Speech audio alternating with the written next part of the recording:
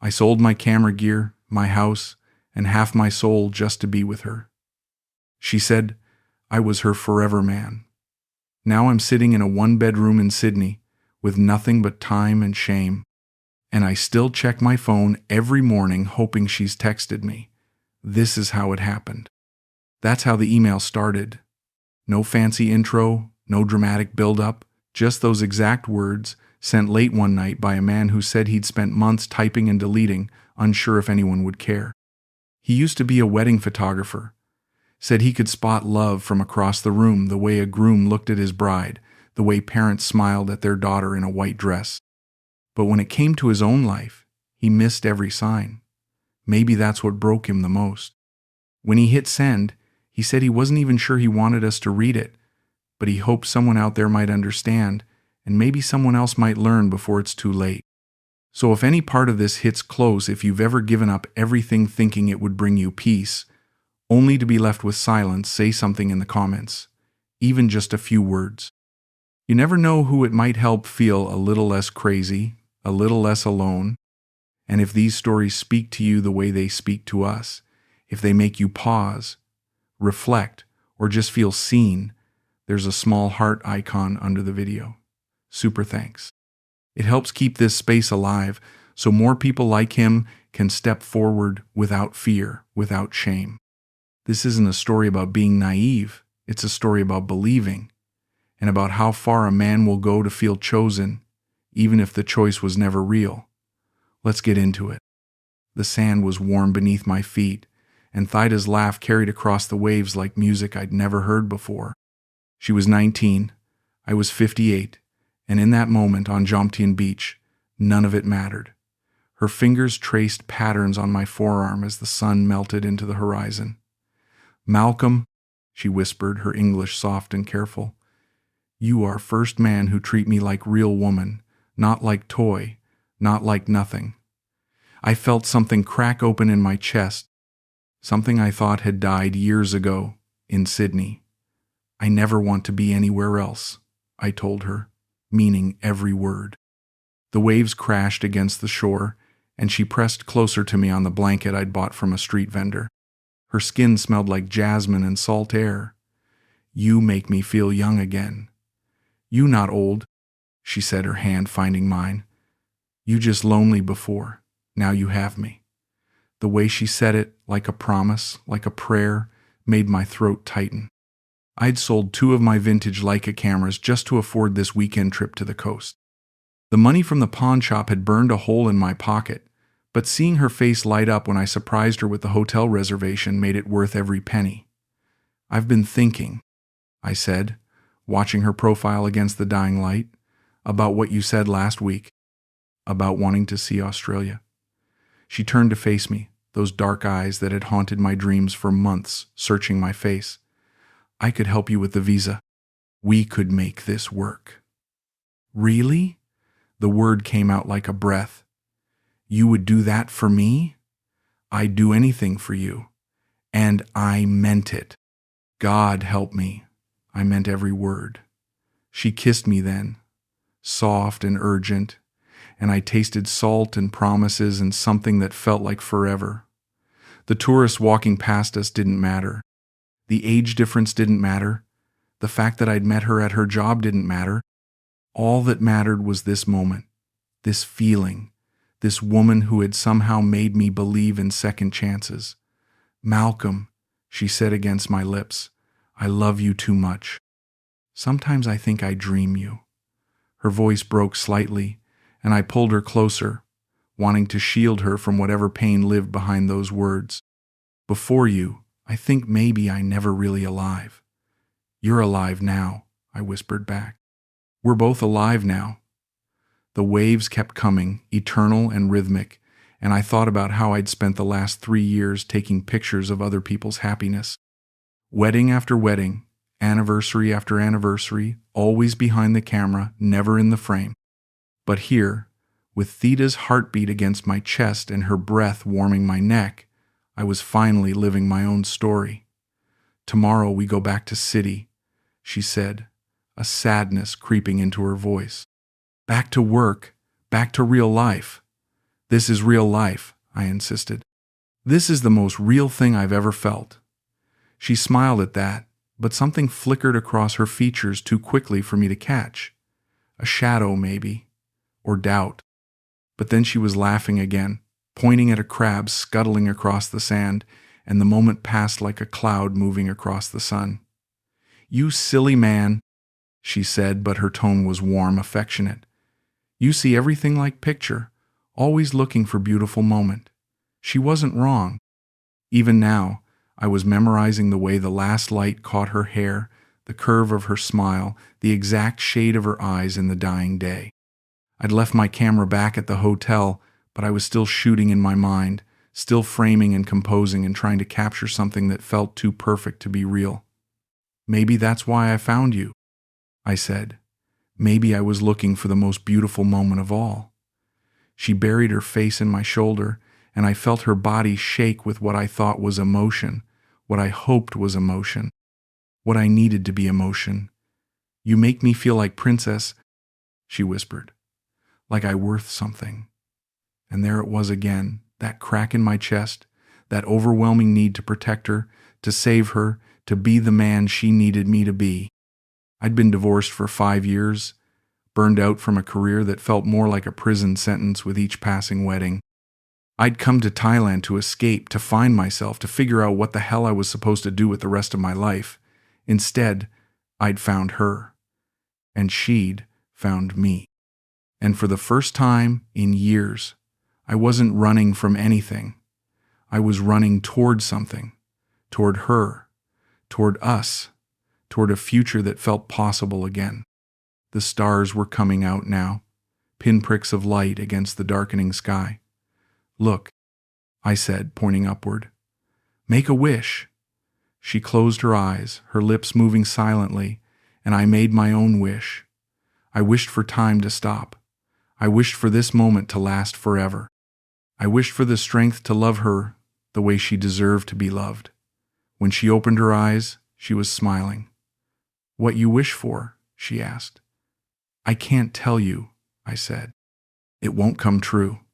"Then I tell you mine," she said, her voice barely audible over the waves. "I wish for you to never leave me. I wish for us to be together always. I wish for you to love me even when I am not perfect." The words hit me like a physical blow. Not perfect? She was the most perfect thing I'd ever seen, the most perfect thing I'd ever felt, the most perfect thing I'd ever dreamed of finding. "You are perfect," I told her, meaning it completely. "You're absolutely perfect." She shook her head, but she was smiling, and I kissed her again, tasting salt and sadness and something that felt like home. 3 months earlier, I'd walked into that tattoo parlor on Suai Buahau, looking for nothing more than local color. My camera bag was heavy on my shoulder, and I was sweating through my shirt in the afternoon heat. Thailand was supposed to be a quick reset. 6 weeks to clear my head, take some street photography, maybe find some perspective on what remained of my life back in Sydney. The divorce had been final for 2 years, but the wounds were still fresh. Sarah had taken the house, half my savings, and most of my confidence. The wedding photography business that had sustained me for 15 years suddenly felt like a cruel joke. "Hello, welcome," came a voice from behind the counter. That's when I first saw her. Theta. She was wearing a simple white t-shirt and jeans, her hair pulled back in a ponytail, and she had the most genuine smile I'd encountered since landing in Bangkok. "You want tattoo?" "Just looking," I said, adjusting my camera strap. "I'm a photographer. I like to document local culture." She nodded enthusiastically, like this was the most interesting thing anyone had ever told her. "Oh, you take pictures? Very cool. What kind pictures you take?" Her English was careful but confident, each word chosen with precision. I found myself wanting to keep the conversation going. Weddings mostly, back home in Australia. But here, I'm just shooting whatever catches my eye. She disappeared for a moment and returned with a cold bottle of water, pressing it into my hands without being asked. "Hot day," she said simply. "You need water." There was something maternal about the gesture, despite her obvious youth.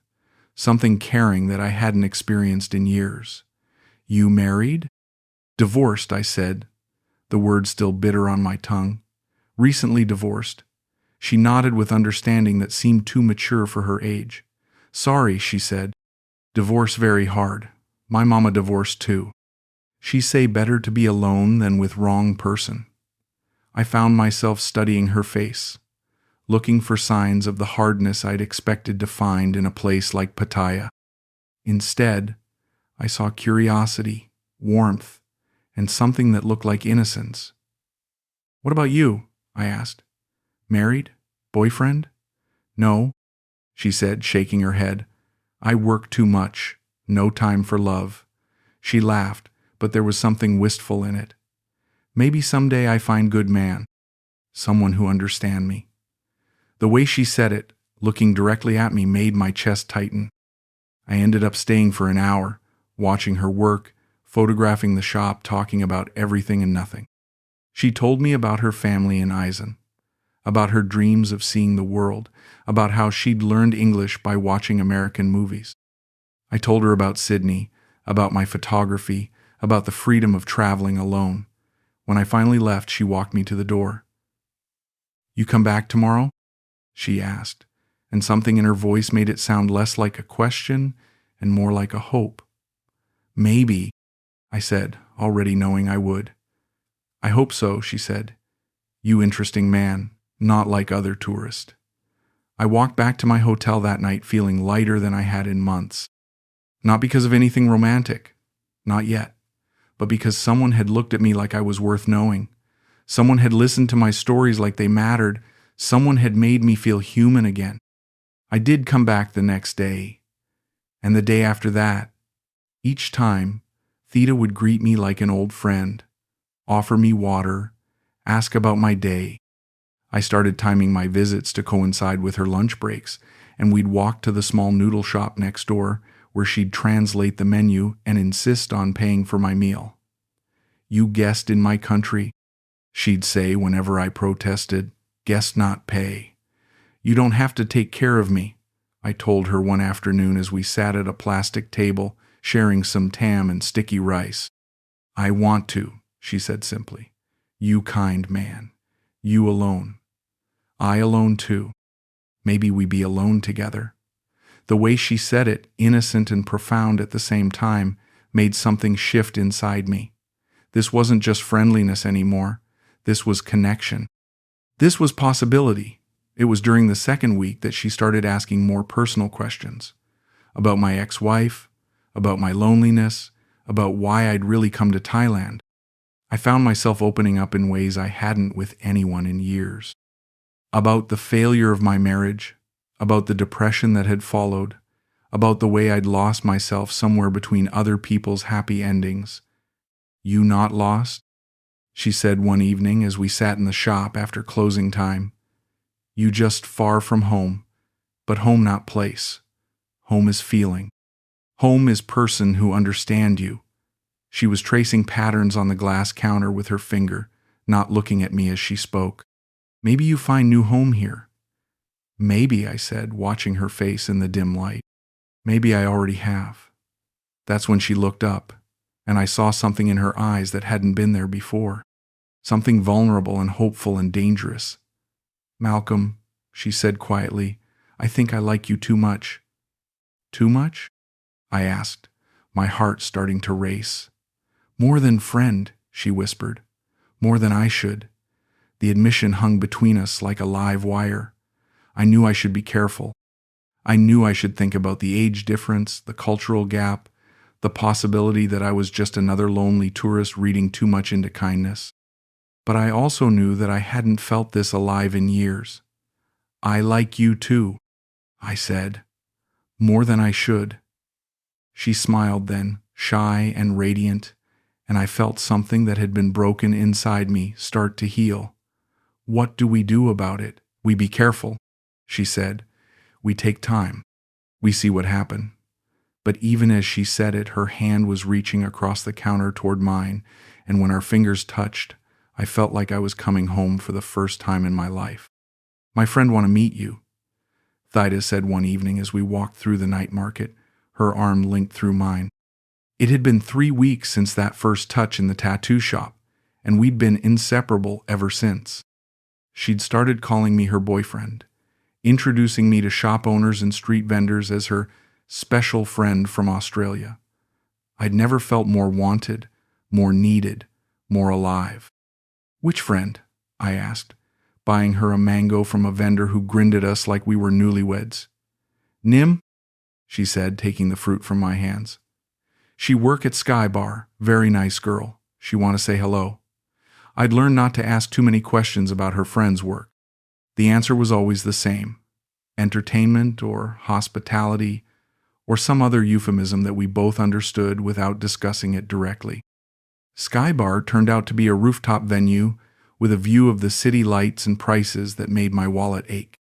Nim was beautiful in the way that all of Thida's friends were beautiful, with perfect makeup and a designer dress that probably cost more than my hotel room. She spoke better English than Thida, and she asked questions that felt like an interview. So, you photography man?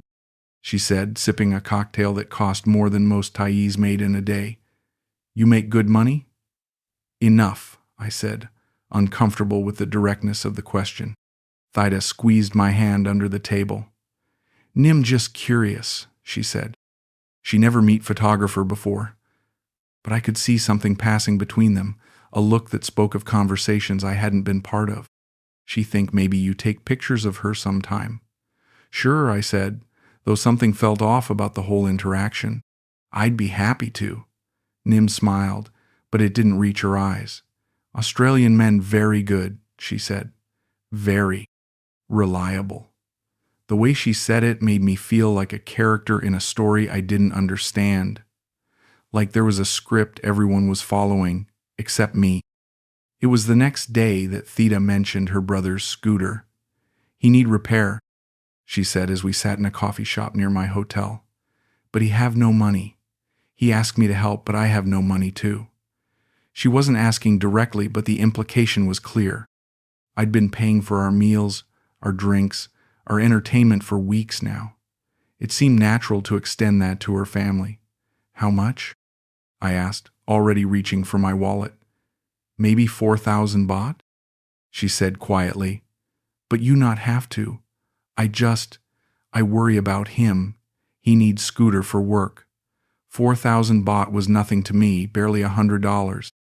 But I could see in her eyes that it was everything to her. That this was about more than money. This was about trust, about whether I was the kind of man who would take care of the people she loved. Of course, I said, handing her the bills. Family is important. She kissed me then, right there in the coffee shop, with a passion that made my head spin, like I'd just passed some kind of test. You so good to me, she whispered against my lips. I never have man like you before. Man who understand family. Man who care about me, not just use me. The words hit me like a drug. This was what I'd been missing in my marriage. This gratitude, this appreciation, this feeling of being needed for more than just a paycheck. Within a week, I was paying her rent. She never asked directly, but she mentioned how expensive everything was, how her salary at the tattoo shop barely covered her basic needs. I work so hard, she said one evening as we lay in my hotel bed, her head on my chest. But never enough money. Thailand very expensive for Thai people. You shouldn't have to worry about money, I said, stroking her hair. Not when you have me. She lifted her head, those dark eyes searching my face. You want to take care of me? She asked, and there was something vulnerable in her voice that made my heart break. I want to take care of you, I said. I want to be the man you deserve. She was quiet for a long moment, and I thought maybe I'd overstepped. Maybe I'd moved too fast, assumed too much. But then she was kissing me again, and whispering words in Thai that sounded like prayers. I done with bar guys, she told me a few days later, as we shopped for clothes in Central Festival. I'd bought her 3 outfits already, watching her face light up with each purchase. Before you, I think maybe I have to be with men who only want one thing, men who pay for for company. But you different. You want real relationship. You want real love. I do, I said, meaning it completely. I want everything with you. I want a future. She stopped walking then, right in the middle of the crowded mall, and turned to face me. You really mean that? She asked, and I saw tears in her eyes. You really want future with me? I've never meant anything more in my life, I said, and she collapsed against me, sobbing into my chest. People were staring, but I didn't care. I held her while she cried, and I felt like I was holding the most precious thing in the world, like I was finally the man I'd always wanted to be, the savior, the protector, the answer to someone's prayers. I love you, she whispered between sobs. I love you so much it hurt. I never say that to man before, never mean it like this. And I believed her. God help me, I believed every word. The visa office in Bangkok was everything I'd expected.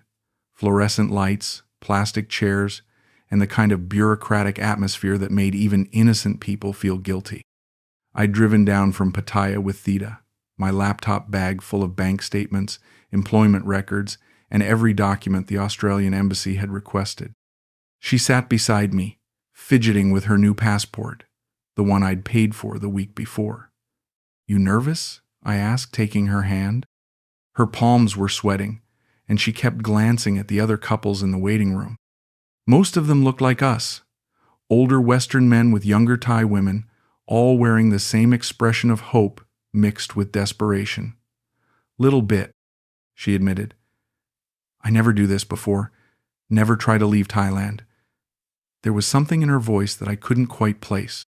Not excitement about the trip, but something closer to fear. What if they say no? What if they not believe we real couple? We are a real couple, I said, squeezing her hand. We have all the photos, all the documentation. We've been together for 2 months.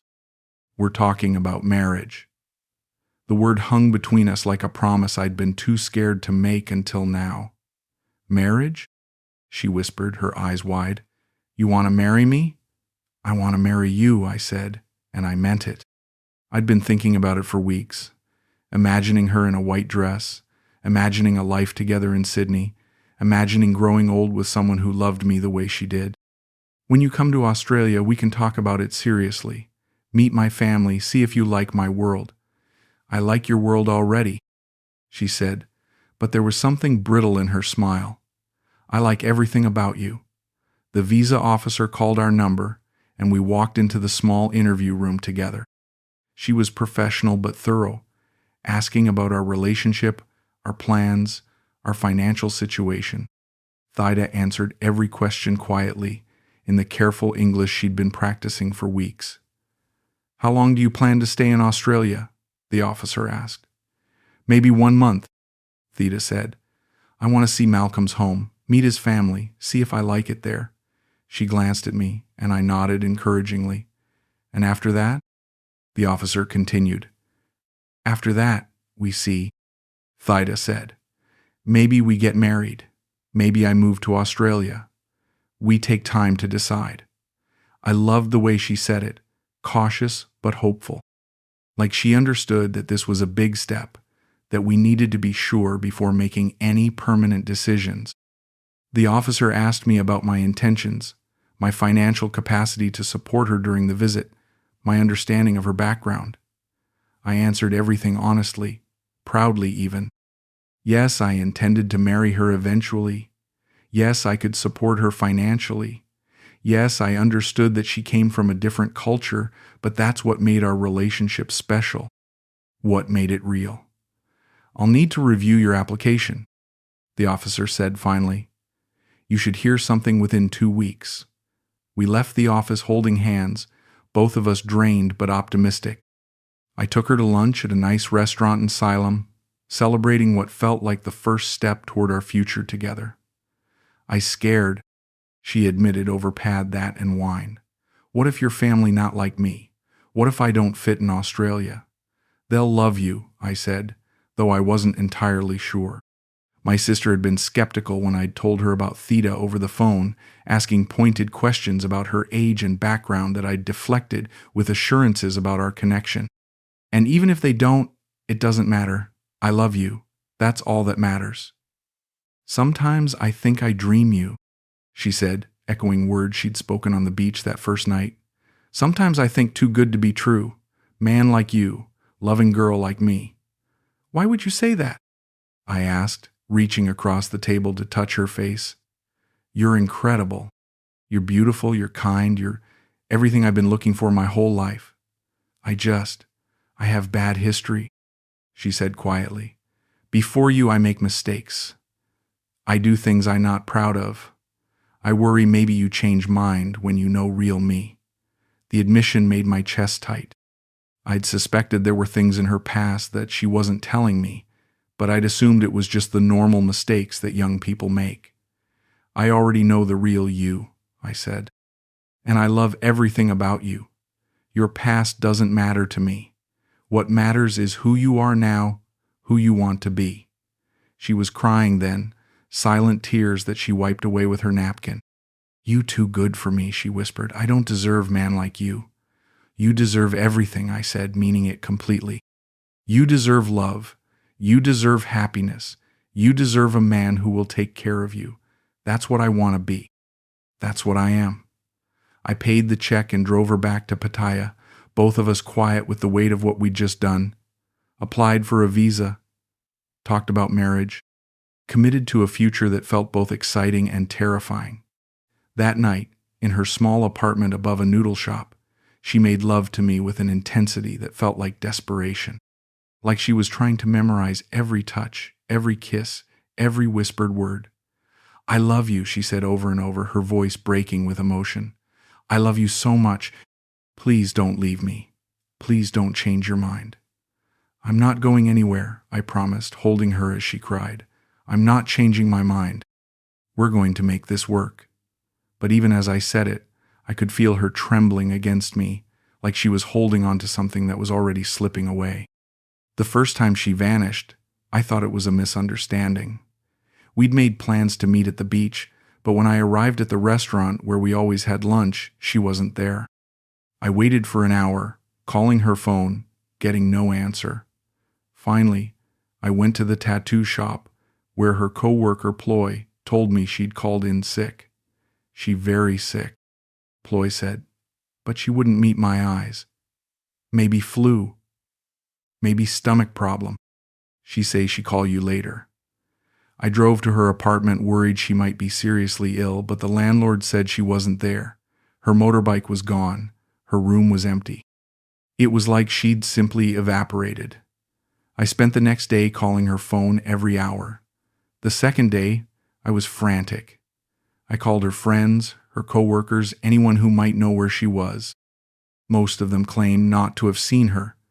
A few said they'd heard she was visiting family in the provinces, but they were vague about the details. By the third day, I was convinced something terrible had happened. That's when I saw her. I was walking through Walking Street, not looking for her, but unable to stop myself from searching every face in the crowd. She was sitting at a table outside a karaoke bar, laughing at something the man beside her was saying. An older German man, maybe my age, with his arm around her shoulders and his hand resting on her thigh. She was wearing a dress I'd never seen before, red and tight and expensive looking. I stood there for a full minute, watching them, trying to make sense of what I was seeing. She looked happy, relaxed, like she belonged there, like this was where she'd always been, and the woman I'd been dating for 3 months was just a character she'd been playing. When she finally saw me, she didn't look surprised. She didn't look guilty. She just smiled and waved like we were casual acquaintances passing on the street. Malcolm, she called out, standing up and walking toward me. What you doing here? Her voice was light, casual, like she hadn't disappeared for 3 days without a word. Looking for you, I said, my voice barely audible over the noise of the street. I've been worried sick. I thought something happened to you. Oh, sorry, she said, touching my arm like she was comforting a child. I have to help my friend. Family emergency. I forget to tell you." She gestured toward the German man, who was watching us with the kind of territorial awareness I recognized from my own interactions with other men around her. "Family emergency?" I repeated, looking at her dress, her makeup, the way she was clearly not dressed for a family crisis. "For 3 days? Very serious emergency," she said, but her eyes were already drifting back to the table. "I have to go now. I call you tomorrow, okay?" She started to walk away, then stopped and turned back. "Oh, and Malcolm? Maybe you not come walking street anymore. Not good place for you." I watched her return to the table, watched the German man's hand find her waist, watched her laugh at something he whispered in her ear. I stood there for I don't know how long, tourists and sex workers and vendors flowing around me like I was a stone in a river. Finally, I walked back to my hotel and sat on the bed, staring at the ceiling, trying to understand what had just happened. She called the next morning, her voice soft and apologetic. "So sorry about yesterday," she said. "I know you confused. I know you hurt. But I can explain everything. I wanted to hang up. I wanted to pack my bags and fly back to Sydney and forget I'd ever met her. But her voice was pulling me back, the same voice that had whispered, 'I love you,' in my ear a week ago." "Explain," I said. "Can we meet? I come to your hotel. I tell you everything." An hour later, she was sitting across from me in my room, still beautiful, still the woman I'd fallen in love with, but somehow different. Like she was wearing a mask I hadn't noticed before. "Yesterday was a mistake," she said, her eyes downcast. "I was with Klaus because I owe him money. From before I meet you. He helped me pay for my brother's hospital bill last year, and I never pay him back. He say if I not spend time with him, he make trouble for my family." "So you disappeared for 3 days?" I asked, wanting to believe her but struggling with the image of her laughing at that table. "I not want to tell you because I shame," she said, and now she was crying, the tears I'd been expecting 3 days ago. "I shame about my past. I shame about things I do before I meet you. I think maybe if you know real me, you not love me anymore. I told you your past doesn't matter," I said, but something in my voice sounded hollow even to me. "You say that, but you not really mean it," she said. "No man really mean it. They all say they understand, but when they see real me, they change mind. They leave. They find younger girl, cleaner girl, girl with no history." She was sobbing now, and despite everything, I felt my anger dissolving into sympathy. "I'm not leaving," I said, moving to sit beside her on the bed. "I'm not changing my mind. But you can't disappear like that. You can't lie to me. If we're going to make this work, we have to be honest with each other." "I know," she whispered, leaning into my arms. "I know, and I sorry. I so sorry. I just scared. I scared you going to leave me, so I try to push you away first. Better to hurt you now than wait for you to hurt me later." The logic was twisted, but I understood it. I'd done the same thing in my marriage, sabotaging moments of happiness because I was afraid they wouldn't last. "I'm not going to hurt you," I said, stroking her hair. "I'm not going anywhere, but you have to trust me. You have to believe that what we have is real." "It is real," she said, looking up at me with those dark eyes that had captivated me from the first day. "You most real thing in my life. I just need time to believe it." I kissed her then, and she kissed me back, and for a moment everything felt normal again. Like we were just two people in love, working through the complicated process of building a life together. But something had changed. Some trust had been broken. And even as I held her, even as I forgave her, I couldn't shake the image of her at that table, laughing with another man, looking like she belonged in a world I was only visiting. "I have idea," she said one morning over coffee, her voice bright with excitement. "Maybe we open small business together. Photo studio. You teach me photography, I help with customers. We make money together, build future together." The idea hit me like a revelation. This was what had been missing from our relationship, a shared purpose, a joint venture, something that would bind us together beyond just romance. You really want to learn photography? I asked, already imagining the possibilities.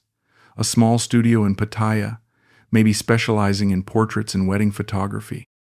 I could teach her everything I knew, and she could handle the local clients with her language skills and cultural understanding. I want to learn everything from you, she said, reaching across the table to take my hand. I want to be partner in everything, not just girlfriend, real partner. The words sent a thrill through me. This was what I'd been looking for my whole life. Not just a woman to love, but a true partner to build something with. Within a week, I was meeting with real estate agents, looking at small shop spaces in the areas she recommended. The rent was reasonable by Western standards, and the location she'd chosen was perfect. Busy street, lots of foot traffic, close to the beach where tourists like to take photos. I could see it all in my mind. The studio setup, the equipment, the two of us working side by side. This one perfect, she said as we stood in an empty shop space, sunlight streaming through the windows. Good energy, good location. This where we build our dream. I signed the lease that afternoon, put down 6 months' rent in advance, and started planning the renovation. The equipment was more expensive than I'd expected, but I wanted to do this right. I sold my car back in Sydney, liquidated some investments, and shipped over 2 cameras and a full lighting setup. The photo printer alone cost more than most Thais made in a year, but I wanted Theta to have the best tools to learn with. You spend too much money? She said as we unpacked the equipment, but she was smiling. I worry you go broke for me. It's an investment, I said, setting up the first camera. An investment in us, in our future. She kissed me then, and I felt like the luckiest man in the world. Here I was, 58 years old, starting over in a new country with a woman I loved, building something meaningful from scratch. The first month was everything I'd hoped for. I taught her the basics of composition, lighting, and camera operation. She was a quick learner, enthusiastic, and dedicated. We worked together during the day, and at night we'd plan the next day's shoots over dinner. It felt like a real partnership, the kind of relationship I'd always dreamed of having. But slowly, things began to change. She started showing up late, then calling in sick, then disappearing for hours at a time without explanation. I have to help my friend, she'd say, or my family need me, or I have appointment. The excuses were always reasonable, but the frequency was increasing. We can't run a business like this, I told her one evening after she'd missed an entire day of work. Customers are depending on us. We have commitments. I know, she said, but she seemed distracted, checking her phone constantly. Sorry, next week will be better. But next week was worse. She'd show up for a few hours, then disappear again. I found myself running the studio alone, doing all the work I'd expected us to share. I started noticing other things too. Money disappearing from the till, receipts for things we hadn't bought, ATM withdrawals from the business account that I hadn't authorized. When I confronted her about it, she always had an explanation. I pay for supplies, she'd say, or I give money to my mama, or I pay electric bill. The amounts were small enough that I convinced myself not to worry about it. Maybe we need to talk about boundaries, I said one night as we lay in bed. About the business, about money, about expectations. You not trust me? She asked, turning to face me in the dark. After everything, you still not trust me? I trust you, I said, though something in my stomach was telling me otherwise. I just think we need to be more organized, more professional. You want to be professional with me? She asked, and there was hurt in her voice. I thought we were partners. I thought we were building life together, not just business. We are, I said quickly. Of course we are. I just want us to succeed. I want this to work. She rolled away from me then, and I lay awake for hours, staring at the ceiling, wondering when everything had gotten so complicated. The breaking point came when I found the receipts. I was doing the books, trying to make sense of our finances, when I discovered a series of ATM withdrawals totaling nearly 50,000 baht, all made during business hours, all from the account I'd set up for our shared expenses. When I asked her about them, she was washing dishes in the small kitchen behind the studio, her back to me. "Theta," I said, holding the receipts in my hand, "we need to talk about these withdrawals." "What withdrawals?" she asked without turning around. 50,000 baht over the last 2 weeks, all during times when you said you were sick or helping your family. She stopped washing, her hands still in the soapy water, but she didn't turn around. "I can explain," she said quietly. "Then explain." She dried her hands slowly, deliberately, before finally facing me.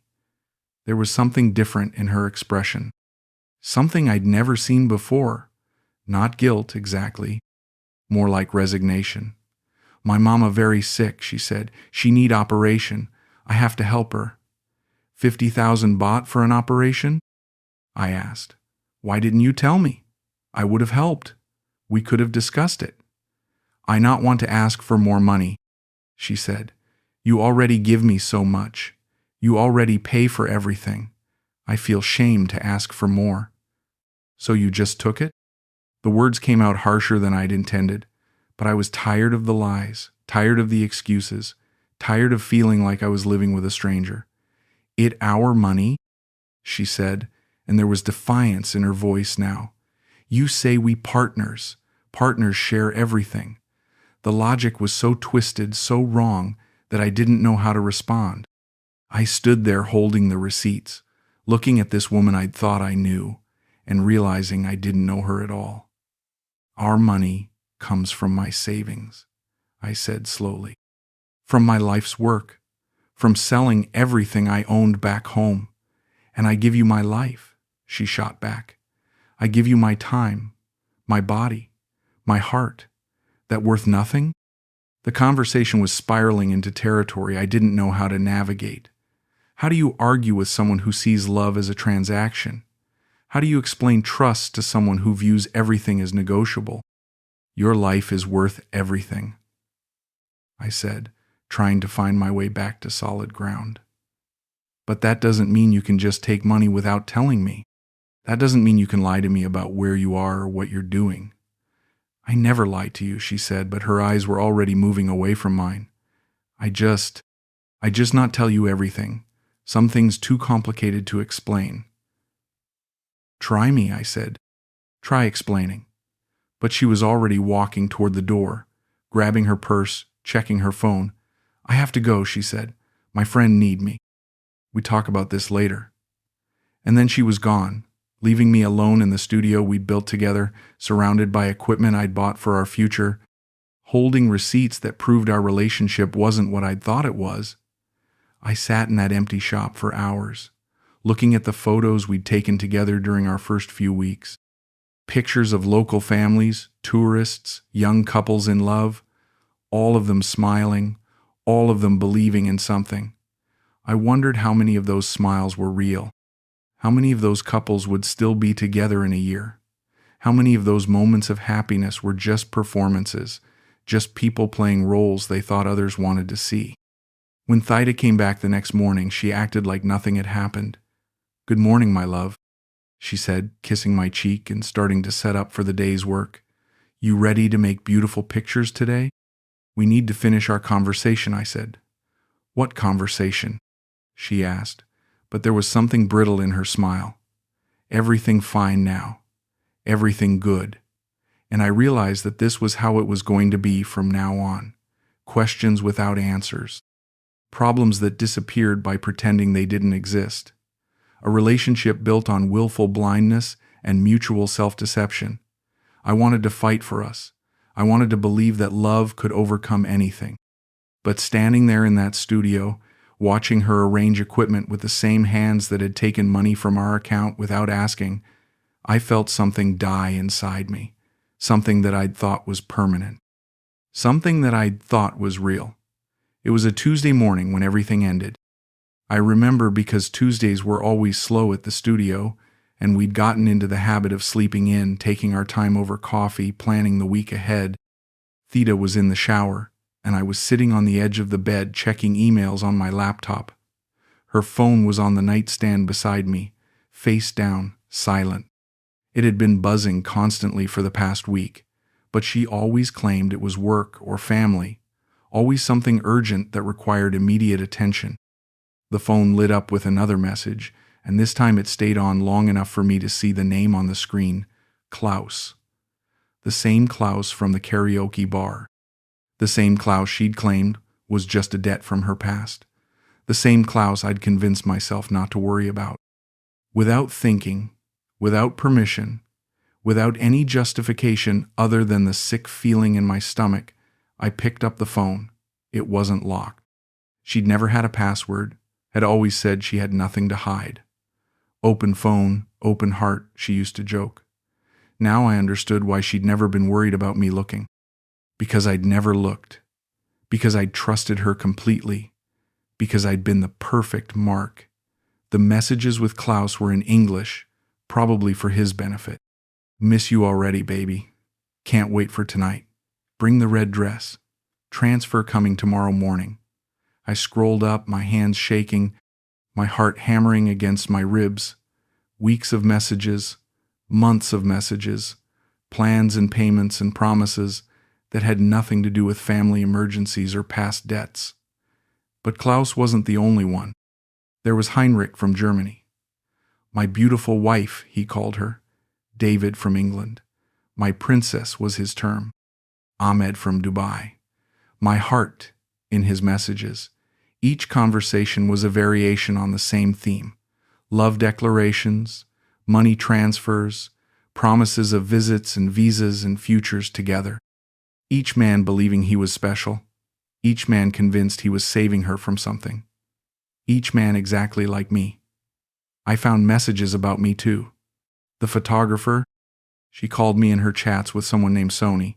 He's generous but stupid, sold everything for me. She'd sent photos of the studio, the equipment, the lease agreement. Good for at least 6 months more, she'd written. Maybe longer if I play it right. The shower was still running. I could hear her singing, the same Thai love song she always sang when she was happy. I kept scrolling, finding more men, more conversations, more lies. She was engaged to Henrik in Copenhagen, married to Roberto in Italy, planning to move to Canada with Michael from Toronto.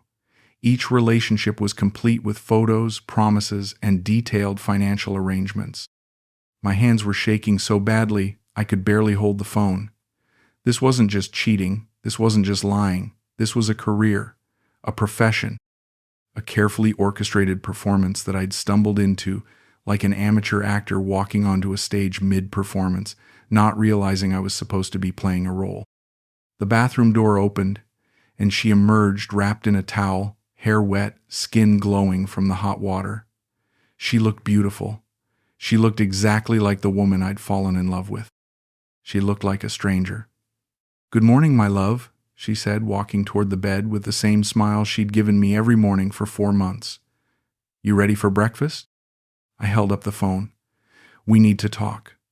Her face didn't change. No surprise, no guilt, no panic. She just stopped walking and looked at me with the kind of calm resignation I'd seen in crime movies when the criminal finally gets caught. "Okay," she said simply. "We talk." "Who am I?" I asked, my voice barely audible. "In all of this, who am I supposed to be?" "You are Malcolm," she said, sitting down on the bed beside me, still wrapped in the towel. "You are man I care about. You are good man." "Good man?" I laughed, but there was no humor in it. "I'm Klaus. I'm Heinrich. I'm David and Ahmed and Roberto. I'm just another name in your phone."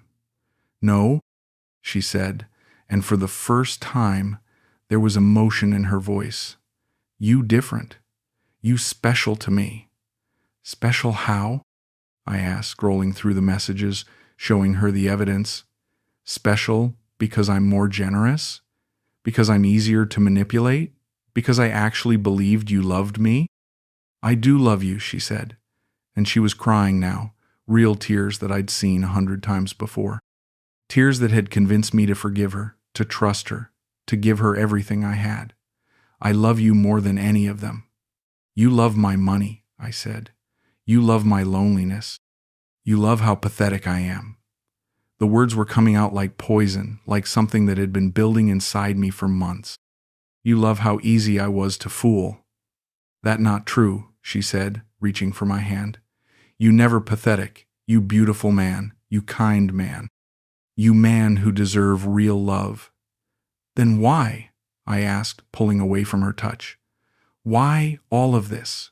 Why all of them?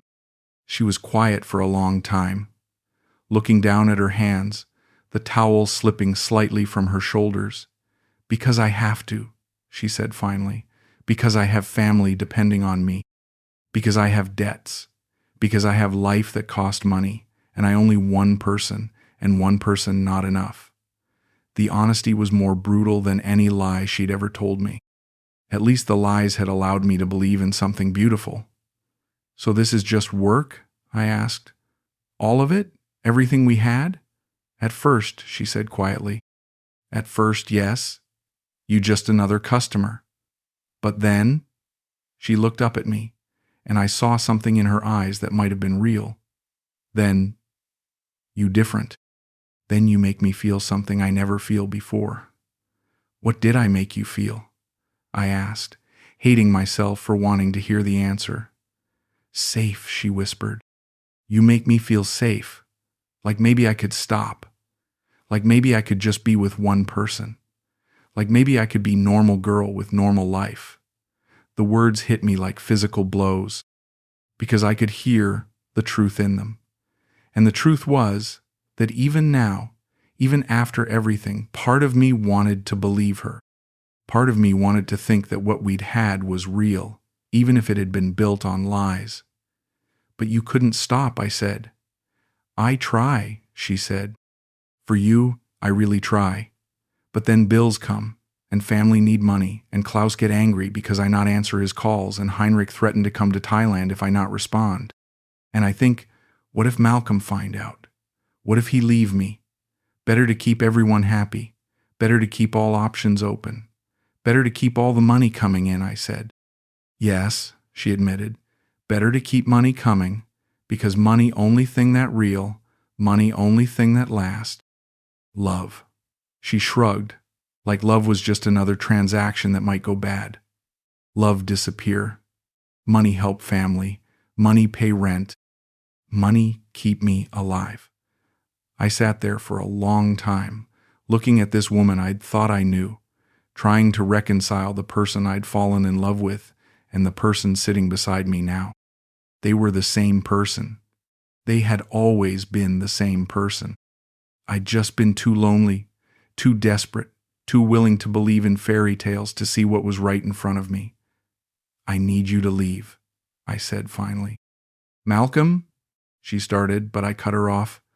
I need you to leave, I repeated. Now, today. I need you to take your things and go, and I need you to never come back. She nodded, like she'd been expecting this.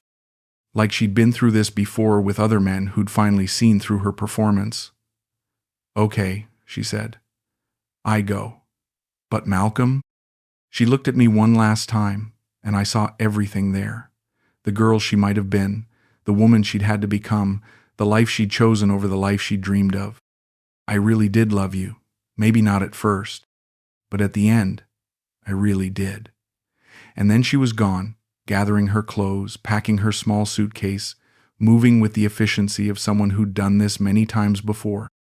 I sat on the bed, holding her phone, scrolling through messages from men all over the world who were probably sitting in rooms just like this one, believing in promises just like the ones she'd made to me.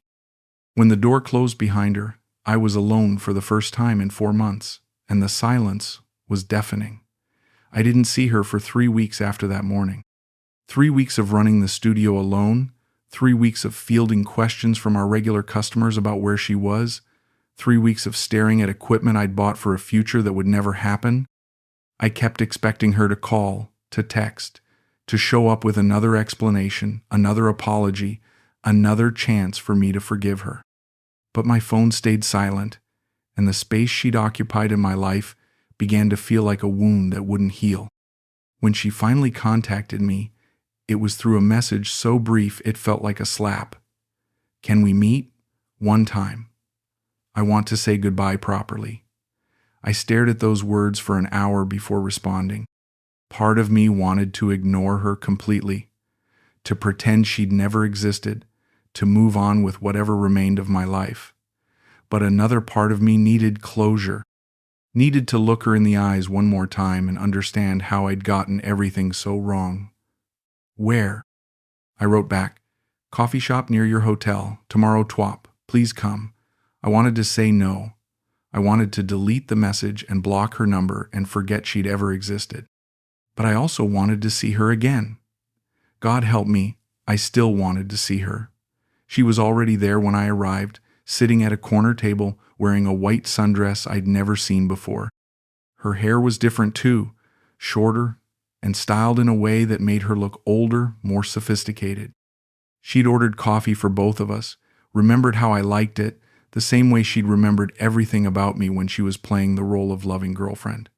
"Hello, Malcolm," she said as I sat down across from her. Her voice was different too, more formal, more distant. Like we were business associates meeting to discuss a contract termination. "Hello, Theta." I couldn't read her expression. She looked composed, controlled, like someone who'd had time to prepare for this conversation. "You wanted to say goodbye?" "Yes," she said, folding her hands on the table between us. "I want to thank you for everything you do for me, for studio, for visa application, for all the money you spend. I want you to know I'm grateful." "Grateful?" The word felt absurd coming from her mouth. "You want to thank me?" "You good man," she said, like she was delivering a prepared speech. "You deserve better than what I give you. You deserve woman who can love you the way you love, woman who not have my problems." "Your problems?" I asked. "Is that what you call it? Problems?" "I call it survival," she said simply. "But I understand you not see it that way. I understand why you angry, why you hurt." She sipped her coffee, and I noticed her hands weren't shaking. Mine were. "Are you?" I asked. "Hurt?" "Yes," she said, but her voice didn't match the word. "I hurt because I lose you. I hurt because I lose chance for different life. But I hurt because I choose to hurt, not because someone hurt me." The distinction felt important to her, though I wasn't sure why. "Do you regret it?" I asked. "Any of it?" "I regret hurting you," she said after a long pause. "I regret lying to you. I regret that I'm not strong enough to choose you over money. But I not regret meeting you. I not regret time we have together. That time." She paused, searching for words. "That time teach me what love feel like, what it feel like to be loved by good man." "But not enough to change," I said. "Not enough to change," she agreed. "Because change scary. Because change mean giving up everything I know.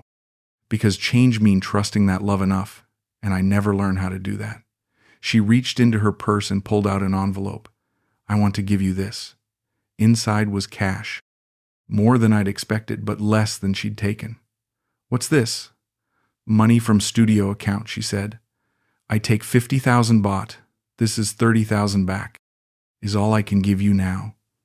I stared at the bills, trying to understand what this gesture was supposed to mean. "You don't have to." "I want to," she cut me off. "I want to give back what I can. Not because I feel guilty, because I want you to know that what we have was not just transaction for me, was something more. But not enough more," I said. "No," she said sadly. "Not enough more." We sat in silence for a while, drinking coffee that tasted like cardboard, avoiding each other's eyes. I wanted to ask her about the other men, about whether any of it had been real, about what would happen to her now, but I also wanted this conversation to end. I wanted to walk away from this table and never see her again. "I have something to tell you," she said finally. "About visa, they approve it. Letter come yesterday. The news hit me like a physical blow. All those weeks of waiting, all those plans we'd made, all those dreams of her visiting Australia and meeting my family, approved. What are you going to do? I asked. Nothing, she said. I not go to Australia. I not use visa. Would not be right. The irony was brutal. The one thing we'd worked for together, the one official recognition of our relationship, arriving just in time to mean nothing. Maybe you should go, I said, surprising myself. Maybe you should see what else is out there. Maybe you should try to be the person you told me you wanted to be. Maybe, she said, but I could hear in her voice that she wouldn't. That this was who she was and who she would always be. Or maybe I just learned to be honest about who I am. No more pretending, no more promises I cannot keep. That's probably better, I said, though I wasn't sure I believed it. For everyone. She stood up then, smoothing down her dress, checking her phone. I have to go, she said. But Malcolm? She looked at me one last time, and I saw something in her eyes that might have been real affection, or might have been another performance. I'd never know for sure. Thank you for loving me, even if I not deserve it, even if I waste it. Thank you for showing me what that feel like. Take care of yourself, Theta, I said, but she was already walking away, moving through the crowded coffee shop with the grace of someone who'd learned how to disappear. I watched her until she reached the door, watched her step out into the bright Pattaya sunshine, watched her become just another person on just another street in just another day that would continue without me. I sat in that coffee shop for 3 more hours, drinking cup after cup of terrible coffee, reading the same newspaper over and over, waiting for something to change. Waiting for her to come back with another apology, another explanation, another chance, but she didn't come back. And eventually, I had to accept that this was how it ended. Not with drama or passion or grand gestures, just with politeness and gratitude and the kind of careful distance that people maintain when they're trying not to hurt each other any more than they already have. When I finally left, I walked past the tattoo shop where we'd first met. There was a new girl behind the counter, young and pretty and eager to help the foreign customers. She smiled at me as I passed, the same smile Theta had given me 6 months ago, the same smile that had started everything. I kept walking. The flight back to Sydney was 17 hours of staring out the window at clouds that looked like cotton balls and trying not to think about the woman I'd left behind. I'd sold the studio equipment for half of what I'd paid for it, closed the lease early and lost my deposit, packed my life into 2 suitcases that felt heavier than everything I'd owned before Thailand. The man sitting next to me was reading a travel guide about Southeast Asia, highlighting beaches and temples and all the adventures waiting for him. I wanted to tell him to be careful. I wanted to warn him about the difference between vacation and real life. Instead, I pretended to sleep and tried to forget the last 6 months had ever happened. My sister picked me up at the airport, took one look at my face, and decided not to ask questions. Good to have you back, she said, loading my suitcases into her car. Mum's excited to see you. We all are. But I could hear the concern in her voice, could see her stealing glances at me during the drive through suburbs that felt foreign after months in Thailand. Everything was too clean, too organized, too quiet, like someone had turned down the volume on life itself. The rental I'd found online was in Bondi, a 1-bedroom unit that cost more per week than I'd spent per month in Pattaya. It came furnished with a kind of generic furniture that belonged to no one and meant nothing. White walls, beige carpet, a view of the building next door. I unpacked my suitcases in 20 minutes and then sat on the couch, looking around at this space that was supposed to be home, feeling like I was visiting someone else's life. I'd saved one thing from Thailand. Not a photo or a gift or a memento. A voicemail. The one she'd left me 3 weeks into our relationship, when she'd called to say goodnight and ended up talking for 10 minutes about a movie she'd seen, about her dreams of traveling the world, about how happy she felt when she was with me. I'd saved it because her voice had sounded so genuine, so unguarded, so full of hope. Now I played it on repeat, trying to figure out which parts had been real and which parts had been performance. "Malcolm, hi, it's me," her voice said through my phone speaker, the same voice that had whispered, "I love you," in hotel rooms and coffee shops and on beaches at sunset. "I just watched a movie about photographer who travel all over world taking pictures. Make me think of you. Make me think maybe someday we travel together, take pictures together. Wouldn't that be beautiful? You and me and camera, seeing everything, making memories." The message went on for another 8 minutes, her voice getting softer, more intimate, as she talked about the future we'd never have. I played it 17 times that first night, lying on a bed that smelled like detergent instead of jasmine, listening to promises that had felt real when she'd made them. By the 18th time, I couldn't tell anymore whether the emotion in her voice had been genuine or just another skill she'd developed to keep men like me believing in fairy tales. My savings account showed the damage in precise digital detail. The studio equipment, the rent, the visa fees, the dinners and gifts and trips to the beach. Nearly $60,000, accumulated over 25 years of wedding photography gone in 6 months. I'd kept enough to live on for a few months, but not enough to start over. Not enough to buy new equipment or rebuild my business or pretend that I was the same person who'd left Sydney looking for adventure. The wedding photography world had moved on without me. My old clients had found new photographers. My referral network had dried up, and the gear I'd left behind was outdated compared to what everyone else was using now. I spent a week sending emails to old contacts, trying to restart relationships that had gone cold during my absence. Most of them were polite but distant. A few offered sympathy for my sabbatical that had gone longer than expected. None of them offered work. I started checking her Instagram again. She'd changed her username, but I'd memorized her face well enough to find her new account. The photos showed her life continuing exactly as it had before. I'd met her.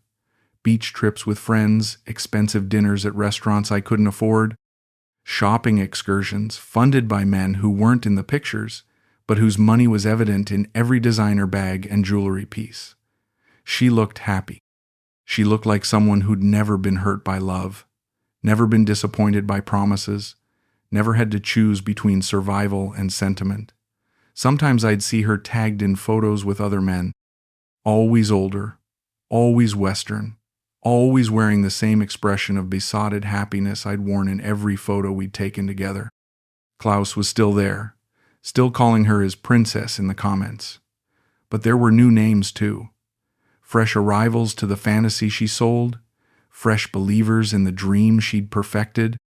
I wrote her letters I never sent, long, angry screeds about betrayal and deception, shorter, sadder notes about missing her and wishing things had been different. Even a few that thanked her for showing me what it felt like to be wanted, even if it hadn't been real. I kept them all in a folder on my laptop, an archive of emotions I couldn't send and couldn't delete. The loneliness was the worst part. Not just the absence of her, but the absence of the person I'd been with her. In Thailand, I'd felt vital, needed, important. I'd been someone's everything, someone's future, someone's salvation. Back in Sydney, I was just another middle-aged divorced man living alone, trying to figure out what to do with the rest of his life. I was ordinary again, invisible again, unnecessary again. My mother invited me to dinner every Sunday, and I went because she worried when I didn't. But sitting at her table, eating roast lamb, and answering questions about my travels, I felt like I was playing a character in a play I didn't understand. She'd ask about Thailand, about the sights I'd seen and the experiences I'd had, and I'd give her the sanitized version. The temples and beaches and cultural experiences. Never the woman who'd turned my life upside down. Never the love that had felt like salvation and turned out to be destruction. "You seem different," she said one evening as we did dishes together. "Quieter? More serious?" "Just adjusting," I told her. "It takes time to readjust to being home. Maybe you should think about dating again," she said carefully. "When you're ready. There are lovely women your age who—" "I'm not ready," I cut her off, more sharply than I'd intended. "I'm nowhere near ready." She nodded and didn't bring it up again, but I could see the worry in her eyes. The fear that I'd gone to Thailand and come back broken in ways she couldn't understand or fix. 6 months after returning, I finally deleted her number from my phone. It felt like a funeral for something that had never really been alive. But I kept the voicemail. I told myself it was because I needed to remember the lesson, needed to stay alert to the warning signs, needed to protect myself from making the same mistake again. But really, I kept it because it was the only piece of her that had ever felt completely real. And even if it hadn't been, even if it was just another performance in a long career of performances, it was the closest thing to love I'd felt in years. And sometimes, late at night in my sterile apartment overlooking someone else's life, I still played it. Still listened to her voice making promises she'd never intended to keep. Still remembered what it felt like to believe in something beautiful, even if that something had been a lie from the very beginning. I don't want your pity. I need to say that first, before I tell you how this story ends, because pity is just another kind of blindness, another way of not seeing what's really there. I spent 6 months in Thailand being pitied by everyone who saw me with her. The younger expats who rolled their eyes at another old fool in love with a bar girl. The older expats who'd been through it themselves and tried to warn me with knowing looks and careful words I chose not to hear. Even some of the Thai women I met who would look at Theta and then at me with something like sympathy, like they were watching a car accident in slow motion, but pity assumes I was a victim. And I wasn't a victim, I was a volunteer. Every red flag, every inconsistency, every moment when reality tried to break through the fantasy I was building, I chose to ignore it.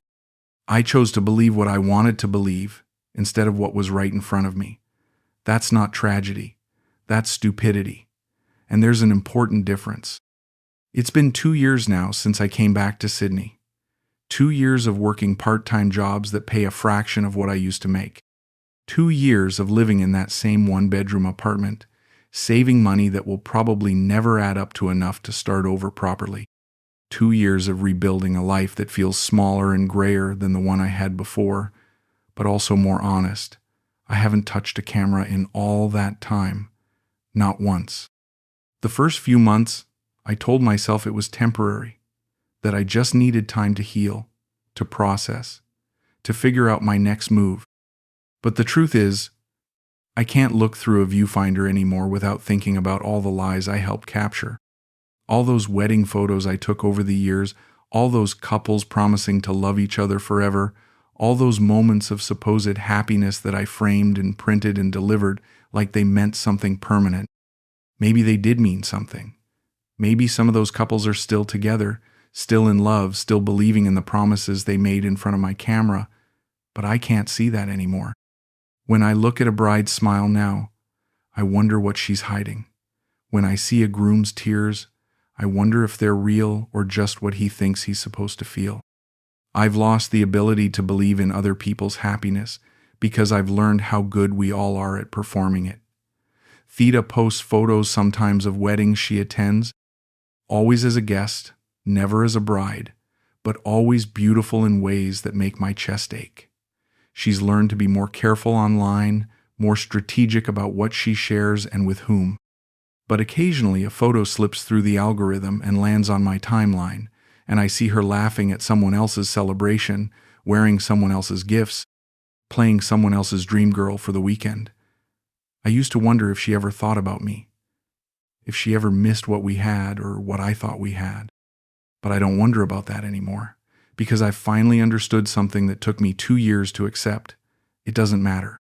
Whether she thinks about me or not, whether any of it was real for her or not, whether she's happy or sad or indifferent about how things ended, none of that changes the fundamental truth of what happened. I fell in love with a story I told myself about a woman I barely knew. And when reality finally forced its way through my delusions, I blamed her for not being the person I'd imagined her to be. The person she actually was, from the very beginning, was someone trying to survive in a world that offered her limited choices. Someone who'd learned to use the tools available to her, even if those tools were loneliness and desperation and the willingness of men like me to believe in fairy tales. She never lied about loving me. She just defined love differently than I did. For her, Love was a feeling you could have for multiple people at once, a transaction that could be real even when it was temporary, a performance that could contain genuine emotion even when it was ultimately about money. I defined love as exclusivity, permanence, the willingness to sacrifice everything for one person. I thought love meant being chosen above all others, being someone's forever, being the answer to someone's prayers. I thought love was supposed to save us both. But maybe that was the real lie. Maybe love was never supposed to be that dramatic. Maybe it was just supposed to be honest. I've started telling people what really happened in Thailand. Not the sanitized version I gave my mother, but the whole story. The money, the other men, the lies and the delusions and the spectacular collapse of everything I thought I wanted. Some of them are shocked. Some of them are sympathetic. Most of them just nod like they've heard versions of this story before, like middle-aged Western men falling for young Thai women is such a common tragedy that it barely registers anymore. But telling the story has helped me understand something I couldn't see when I was living it. This wasn't a story about her at all. It was a story about me, about my loneliness, my desperation, my willingness to trade my life savings for the feeling of being needed, about my inability to see people as they actually are instead of as I need them to be, about my belief that love could fix everything, including things that weren't actually broken. Theta didn't destroy my life. She revealed what my life actually was, empty enough that 6 months of purchased affection could feel like salvation, fragile enough that losing something I'd never really had could break me completely, built on such shaky foundations that one woman's deception could bring the whole structure crashing down. I destroyed my own life. I'd been destroying it for years before I ever met her, through a marriage I'd sleepwalked through, a career that felt more like a prison sentence, relationships I'd approached like transactions where I provided security and received affection in return. Theta was just the person who finally sent me the bill. Maybe that's the lesson. Not that young Thai women are dangerous, or that love across cultures is impossible, or that men my age should stick to women our own age. Maybe the lesson is that you can't love someone into being the person you need them to be. You can't buy your way into someone's heart, and you can't build a real relationship on the foundation of someone else's survival instincts. The hardest part isn't missing her, it's missing the person I was when I was with her. The man who felt young and vital and necessary. The man who had purpose and direction and someone to protect. That man was probably a fiction too, just another performance I gave because I thought that's what she needed from me. But he felt real when I was being him. He felt like the person I'd always wanted to be. Now I'm just myself again. 58 years old, divorced, living alone, working jobs that don't matter to people who don't know me. It's not a tragedy, it's just ordinary. And maybe ordinary is what I was running from all along. Maybe Thailand wasn't about finding love. Maybe it was about finding a way to feel special, important, chosen. Maybe it was about being the hero in someone else's story because I'd never figured out how to be the hero in my own. I've stopped checking her social media, deleted the apps, blocked the accounts, removed the temptation to peek into a life that never really included me anyway. I've stopped playing that voicemail too. Finally deleted it last month, on what would have been our 1-year anniversary if we'd had anything real enough to have anniversaries. It felt like letting go of the last piece of a dream that had never been mine to begin with. Sometimes I wonder what would have happened if I'd been honest from the beginning.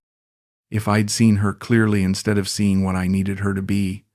If I'd appreciated the person she actually was instead of trying to turn her into someone else. Maybe we could have had something real, even if it was temporary. Maybe we could have helped each other without destroying each other. Maybe honesty would have been kinder than all that desperate love. But probably not. Probably we were both too damaged, too needy, too invested in the stories we were telling ourselves to ever see each other clearly. Probably it would have ended the same way, just with less money lost and fewer lies told. Some people aren't meant to save each other. Some people are just meant to show each other what's broken and then walk away. I don't hate her. That's important for me to say, because I spent months trying to hate her, thinking that anger would be easier than sadness. But hate requires caring too much, and I've finally learned to care just enough. Enough to hope she's happy, enough to wish her well, not enough to check if it's true. The studio space where we built our dreams together is a massage parlor now. I walked past it last month when I was visiting Pattaya for the first time since everything ended. I went back to close some bank accounts, to handle some paperwork, to officially end the chapter I'd been avoiding for 2 years. The sign is different, the windows are painted over, and there's no trace of the photography business we tried to build together. It's like it never existed, like we never existed. Maybe that's for the best. Maybe some dreams are meant to disappear without a trace, to leave room for better dreams, more honest dreams, dreams that don't require anyone else to be someone they're not. Maybe the real tragedy isn't that our love wasn't real. Maybe it's that we were both so desperate for love that we forgot to be real ourselves. I'm learning to live with ordinary again. Learning to find meaning in small things instead of grand gestures. Learning to be alone without being lonely. To be single without being desperate. To be ordinary without being ashamed. It's slower than salvation. It's quieter than passion. But it's mine in a way that relationship never was. It belongs to me completely, with no payments required and no performance necessary. And maybe that's enough. Maybe that's all any of us really get in the end. The chance to stop pretending we're characters in someone else's story and start being honest about our own. The chance to stop looking for someone to save us and start figuring out how to save ourselves. The chance to stop buying love and start earning it from the only person whose opinion really matters in the end. The person looking back at you in the mirror. The person who knows all your lies and loves you anyway. The person who's been waiting patiently for you to stop running toward other people's dreams and start building your own. That's the person I'm learning to be now. Not the hero of a great love story. Not the savior or the saved. Just a man who made mistakes and learned from them. A man who loved unwisely but completely. A man who lost everything and discovered that everything wasn't as much as he'd thought it was. A man who's finally ready to stop looking for fairy tales and start living in the real world. Even if the real world is smaller and grayer and lonelier than the fantasy, even if it doesn't have a soundtrack or perfect lighting or a beautiful woman telling him he's special, even if it's just ordinary life, lived by an ordinary person, one ordinary day at a time. Maybe that's not the ending I wanted, but it's the ending I earned. And maybe, for the first time in my life, that's exactly what I need.